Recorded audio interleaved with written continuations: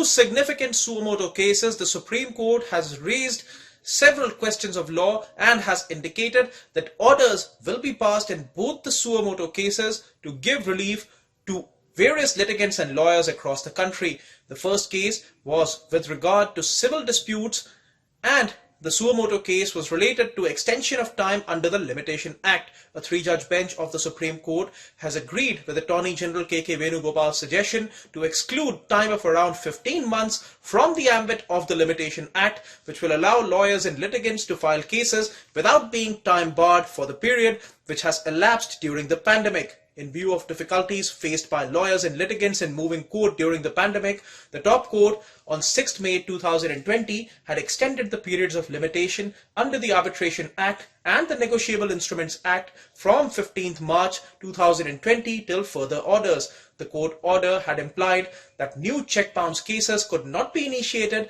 and the period of the pandemic was excluded from the lapse of time under the Limitation Act.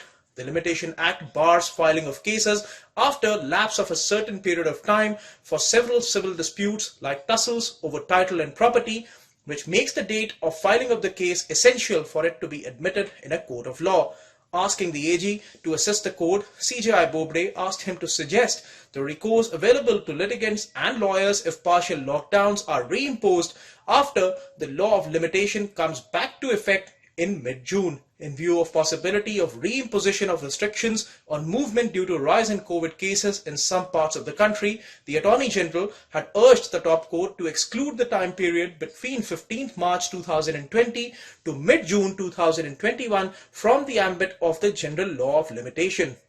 The court will continue hearing in the suo motu case intended to address concerns of litigants and lawyers due to the pandemic, and may pass orders to address the possibility of reimposition of lockdown across many places in India. The second case was related to check bounces and dishonoring of checks across the country. The top court has asked the centre to consider establishing additional courts to hear check bounce cases. The three-judge bench observed that check bounce cases have become a huge problem and they constitute around 30 to 40% of pending litigation, while proposing formation of an inter-ministerial committee to devise solutions for this issue. Centre has been asked to suggest names of representatives from various ministries to be a part of the panel, which will also have a former trial court judge.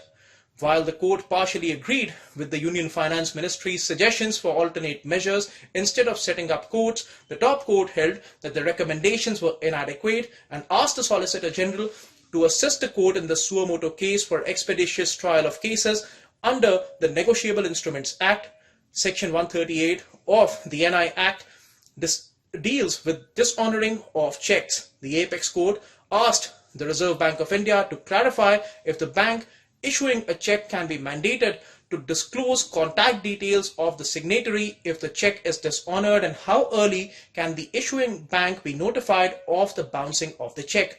However, the court expressed apprehensions over various measures taken by the Union government till now. RBI also expressed apprehensions with the court's suggestion and sought time to speak to the National Payments Corporation of India.